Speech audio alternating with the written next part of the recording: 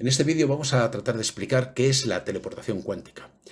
La teleportación cuántica, junto con el entrelazamiento y la superposición cuánticas, que ya hemos estudiado en vídeos anteriores, sin olvidar el teorema de no clonación, es el tercero de los elementos, o el cuarto, como digo, si se tiene en cuenta el teorema de no clonación, que caracterizan la computación cuántica y que no se dan en computación clásica.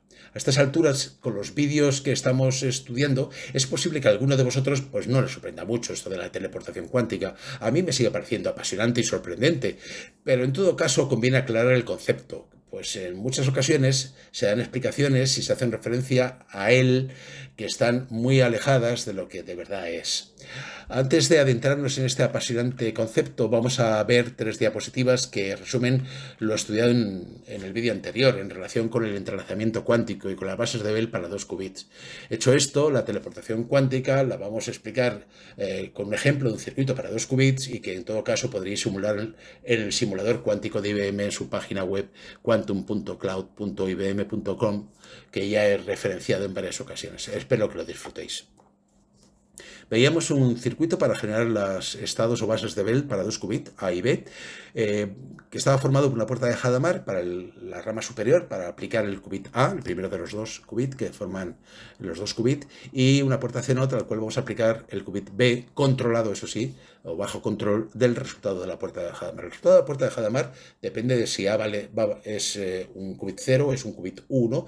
La diferencia está en el signo más o el signo menos, como aparecen reflejadas en las expresiones de la parte inferior, donde se ve claramente la superposición de 2 estados. Pero en todo caso, esa superposición de estados va a condicionar el funcionamiento de la puerta CNOT y por tanto esa estado cero del qubit A, pues lo que va a hacer es dejar pasar el qubit B sin modificación, pero si el estado es un 1, es un qubit 1, entonces sí, el qubit B va a ser invertido o complementado.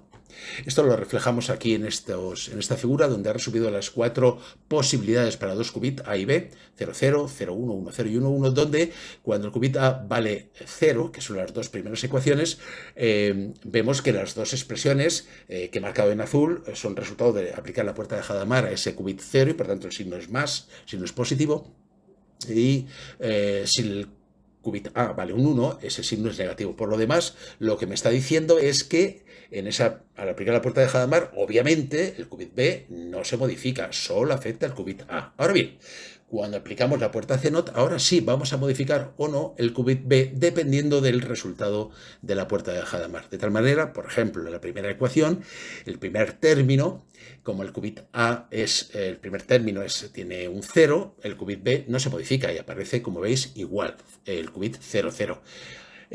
Sin embargo, en el segundo término, donde el qubit puede ser un 1, por ese entrelazamiento de estados cuánticos, pues entonces el segundo qubit B pasa de 0 a 1 y así ocurre en el resto de las ecuaciones que podemos leer con cuidado y podemos entender de forma sencilla. Obtenemos, por tanto, las 4 bases de Bell para 2 qubits, que identifica con las letras griegas phi supermás o supermenos y psi supermás y supermenos, y que se ve claramente en cualquiera de ellas la superposición de estados cuánticos, y en todas ellas además se da el entrelazamiento cuántico, es decir, si partimos de una base de Bell y leemos uno de los 2 qubits, inmediatamente conocemos el valor del otro, ¿de acuerdo? Pero sigue habiendo un entrelazamiento entre ellos, un entrelazamiento cuántico. Las ecuaciones psi supermás y psi supermenos además demuestran lo que dijimos en el vídeo anterior sobre el spin de una partícula y el de su antipartícula, spin resultante 0. Me refiero al de descomponer un bosón de Higgs, y es que spin, si una partícula tiene spin hacia arriba, la otra tiene hacia abajo y viceversa.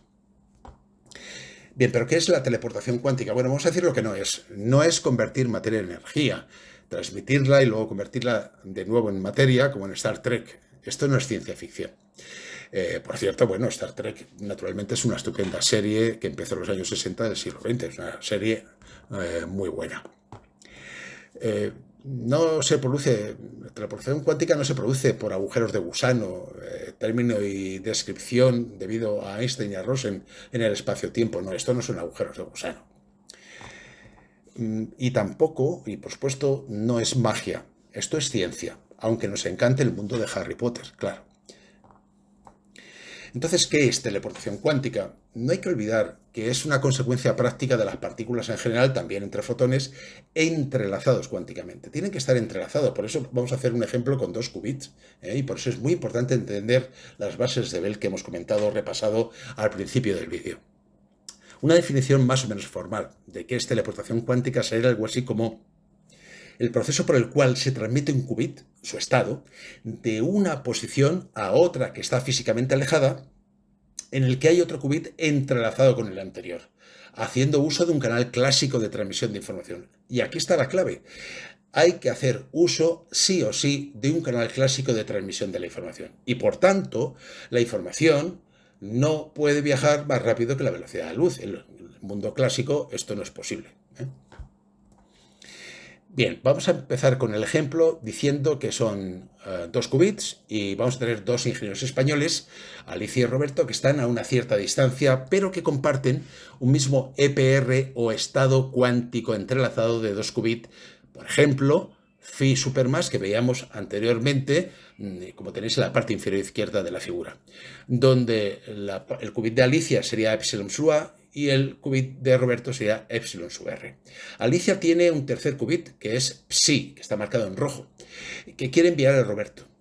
El circuito cuántico para teleportación incluye, como veis, un canal clásico. Incluye una puerta CNOT, una puerta de Hadamard, 2 medidas, M1 y M2, un canal clásico de información que representa ahí por 2 líneas, con 2 líneas oblicuas, atravesando esa línea en azul muy suave para indicar que están físicamente separados Alicia y Roberto, y esto que está en una especie de elipse, pues es el canal clásico de información. Y luego Roberto va a aplicar 2 puertas X o Z dependiendo de lo que le llegue, como veremos después.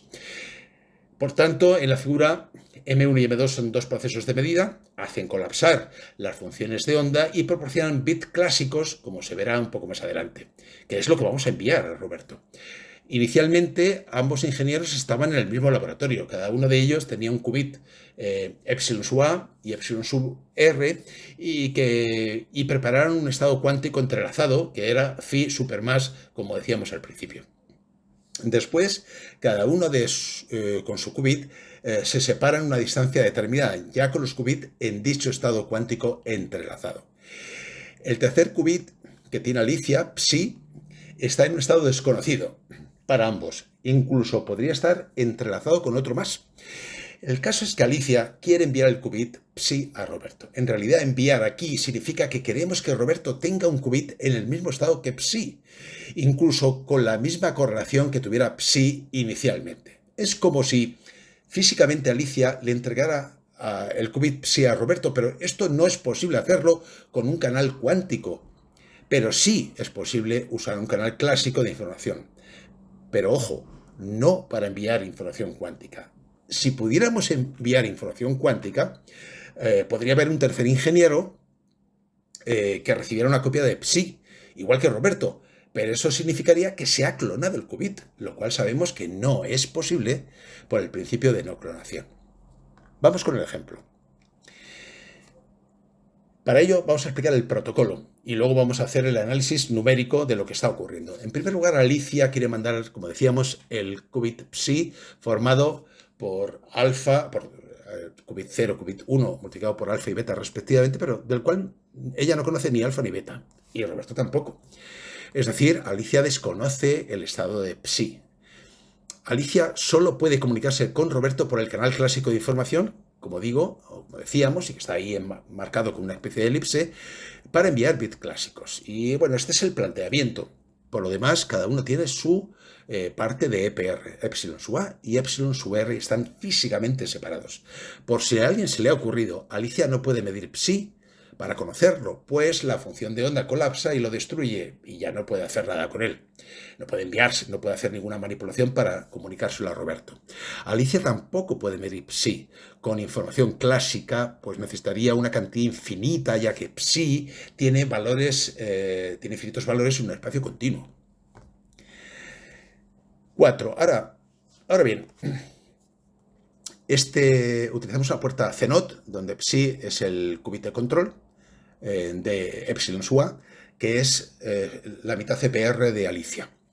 como veis en la figura. Después uso una puerta de Hadamard aplicada sobre el qubit psi, y a continuación, con M1 y M2, ambos qubits psi y epsilon sub A procesados con CNOT y Hadamard, lo que obtenemos es una de las 4 posibilidades, no hay más. O obtendremos en la medida M1 y M2 0, 0, o 0, 1, o 1, 0, 1, 1, no hay más. ¿De acuerdo? Este es el planteamiento. Lo que vamos finalmente, bueno, nos falta que finalmente Alicia manda la información que ha medido a Roberto por un canal clásico. La ha medido, es un digamos, un bit clásico lo que obtenemos. Roberto, en el último paso ya del protocolo, Roberto, dependiendo de lo que le llegue por el canal clásico, hace transformaciones en su mitad de PR, epsilon sub R, para recuperar psi.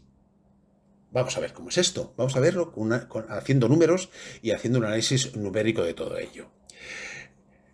Primero, la expresión matemática de los 3 qubits, psi, epsilon sub A y epsilon sub R, sabiendo que epsilon sub A y epsilon sub R están entrelazados mediante phi supermás, será, vamos a tener en primer lugar una psi sub 0, lo he llamado así, que son esos 3 qubits dados por esos tres qubits que están marcados con esa elipse al inicio, y que no es nada más que el producto tensorial del qubit psi, del cual desconocemos alfa y beta, por el qubit entrelazado phi submás. Bueno, en realidad, sustituyendo psi por alfa, vamos, por la expresión dependiente de alfa y beta, y haciendo el producto tensorial, lo que tenemos una expresión es que depende de alfa y de beta, claro, que lo desconocemos, y que son términos de 3 qubits. Esto es muy fácil de entender si aplicáis matemáticamente el producto tensorial, o bien simplemente hacéis una especie, que me perdonen los matemáticos, una especie de ir multiplicando el qubit 0 del primer término multiplicado por alfa, lo multiplicáis por el qubit 0, 0 de phi supermás, y lo mismo con el qubit 1, 1, y sacamos factor común 1 partido por raíz 2, es decir, matemática básica, lineal, y no hay mucho más que explicar en esto.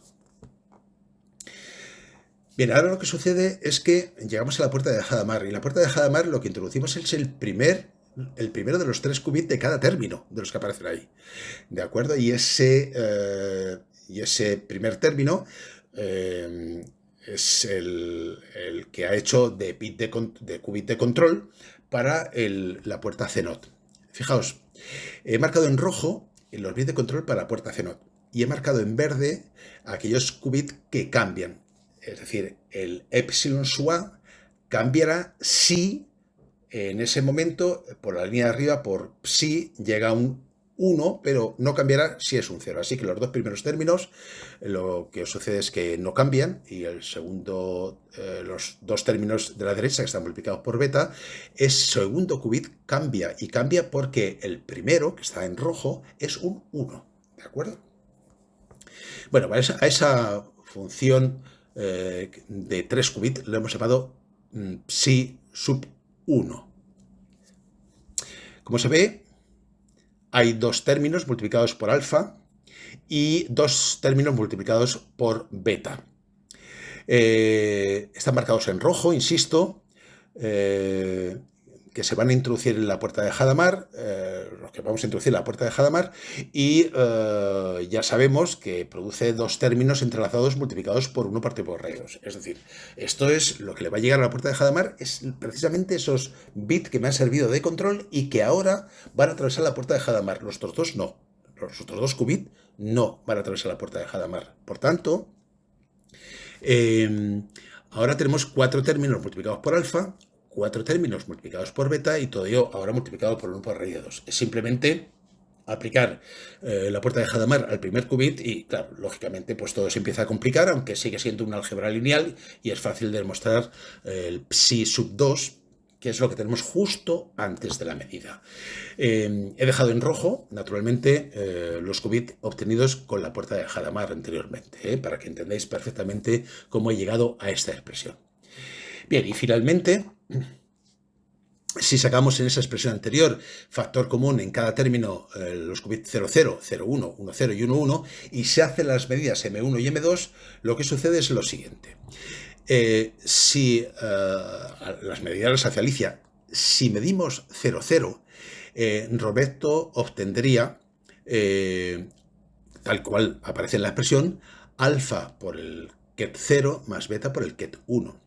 Y por tanto, no hay que hacer nada. Roberto no ha de aplicar ninguna transformación. Simplemente lo que reciba es directamente el qubit psi. Si, por el contrario, Alicia midiera 0,1, el qubit, los dos qubits 0,1, entonces, según vemos en la ecuación, lo que Roberto obtendría sería beta por el qubit 0 más alfa por el qubit 1, segundo término de la expresión matemática, bueno, por supuesto dividido por un medio, segundo término, y que aparece reflejado en la tabla, en la segunda posición de la tabla. Entonces, lo que hace Roberto para recuperar el estado de psi es aplicar una puerta NOT clásica para un qubit, que yo, además, os he dejado reflejado en la parte inferior izquierda un recordatorio de cómo es la puerta y la matriz unitaria de transformación de una puerta NOT o puerta X. Si, por el contrario, lo que lee Alicia es 1, 0, esas dos medidas M1 y M2 dan como resultado un 1 y un 0, entonces Roberto obtendría un alfa por el qubit 0 menos beta por el qubit 1, tal cual refleja la expresión matemática. Y por tanto, utilizando la puerta flip Z, como tenéis, cuyo recordatorio lo tenéis en la parte inferior, pues obtendríamos directamente, o Roberto podría obtener directamente la función de onda psi que queríamos transmitirle. Y finalmente, si Alicia mide 1,1, Roberto obtendría menos beta por el qubit de 0 más alfa por el qubit de 1, tal cual aparece en el último término de la derecha de la expresión matemática, y por tanto Roberto, para recuperar el qubit psi, o la función de onda psi, lo único que tiene que hacer es aplicar primero la puerta X y luego la puerta Z, y recuperaría perfectamente la función de onda psi. Es decir, lo que Alicia manda a Roberto son o 00, o 01, o 10, o 11, y con esa información Roberto sabe qué transformación aplicar. Por cierto, aunque no lo he dicho, la primera transformación, cuando Alicia mide 00, no hay que hacer ninguna transformación, es la matriz unitaria, ese símbolo que he puesto ahí es para reflejar que no hay que hacer ninguna transformación. Y bueno, esto es todo. Si no os parece sorprendente, a mí me parece muy sorprendente, pero esto es teleportación cuántica.